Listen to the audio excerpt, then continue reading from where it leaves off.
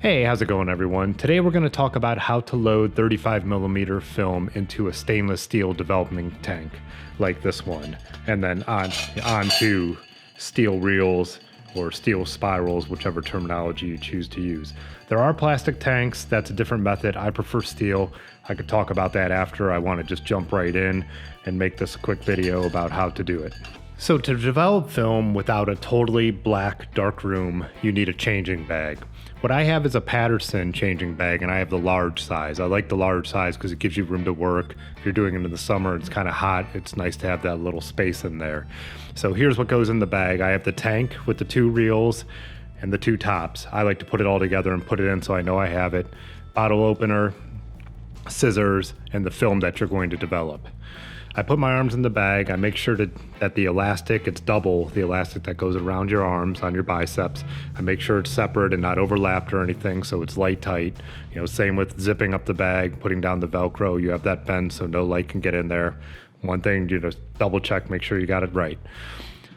So the next part I'm going to show in the light, but obviously you're doing this without being able to see it. It takes a little practice. Take some deep breaths. Don't worry about it. You're going to end up getting it right. That's why I like steel. It's very hard to mess up. Anyways, I use the bottle opener and I slowly work my way around till I get an edge and start to pop the bottom off. Pull the bottom of the film canister off and pull the film out. Roll a little bit out and try your best to cut the leader off in the most straight line possible. I kind of try and feel around and then do that. It just helps when you're putting it on in the next step. If it's straight, you can kind of makes it easier to tell you're getting it straight. So then you have there's a little clip here, and you'll find that there's a way that you like to do it. Some people like to do it with their thumb or their index finger. I find I switch back and forth between my hands. I don't know why.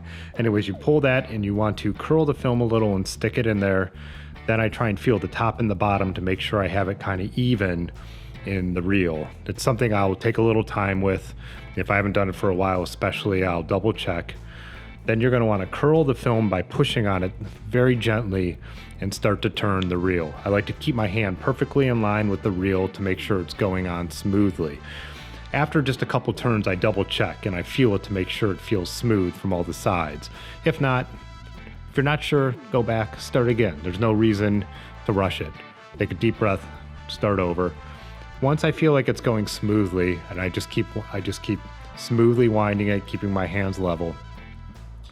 And then if I hear any kind of it sounds like a noise or like the film kinked, stop. I feel it because you're on the outside, you're not touching the emulsion, you're not going to scratch it. And just make sure it's still going on smoothly. You could feel the outside of the reels too, because sometimes if it's off, it'll push up through those and you could feel something. If you ever feel anything on the outside, go back to where that point is and start doing it again.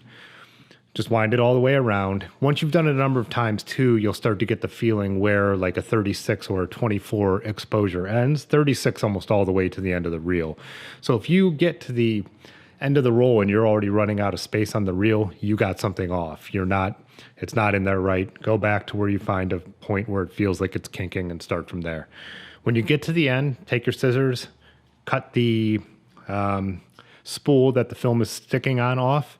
Make sure you smooth out the end.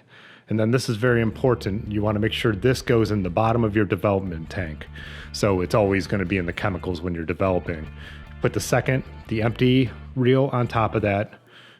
Put the plastic top on. I put both tops on. It doesn't matter. The little one doesn't keep it light tight. It's just to keep the chemicals in. But I go around just very, you have it on, but I always just double check and make sure it's on there very good. So then you pull it out and you're ready to develop the film. I will put a link below to how I develop Kodak Tri-X. So there are advantages to both styles of developing tanks. When I was in high school, I used the plastic one once, and you load it from the outside, and it kind of had a ratcheting mechanism and a couple other parts that you have to put in there, the center piece and all that. It's been 20 years since I've touched one. But I actually didn't close the tank right and all that, and I messed up a roll of film. And it was one that I had done this crazy hike during a field trip to get down and get a different perspective of what we were shooting than everyone else, and had to rush back to the bus. And I was pretty crushed when I had exposed the film, when I turned the lights on and saw the tank wasn't closed right. After that, I kind of swore off the plastic ones, and I've always stuck with the steel ones. I just like to be able to, you could always feel if something's going wrong, like I described in the video. Also, with steel and 35, you don't need to use as much chemical because the tank is smaller, and you only need to cover, you know, the one reel if you're doing one roll of film. The plastic tanks are a little bigger, and so you're using more chemical. Since I use mostly one shot when I'm doing HC 110, I find that's a benefit. I feel like maybe if you were mostly a 120 shooter, you know, if you shoot medium format a lot, plastic might have that advantage. The chemical usage evens out a little bit there. And plus 120 is a little bit harder to get on the steel reels. This obviously isn't. This is only for 35. I have some of the 120s. But yeah, that I find it a little harder to keep it even, and I spend a little more time on it. So if that's a concern to you, if you're a big medium format shooter, maybe plastic would be the way to go. I'll always use steel. I could swear by the fact that I could tell what is happening when it's happening. There's less parts. The tank's never going to crack. None of the little pieces are going to break. Also, steel doesn't need to be perfectly dry to get it on there, where your plastic needs to really be dry or the film could get hung up. Some people say that even some of the chemicals can build up on the plastic. Not sure whether that's true or not, but just one more reason for me to stick to what I know works and what I can tell was working as I'm doing it. So that's just a quick short video on something that's kind of simple, but you just need to take your time, and like anything else, practice makes perfect. It doesn't need to be intimidating. Just some deep breaths, put on some music when you go to sit down there and do it, and chill out. Anyways, I will see you in the next video. Thanks.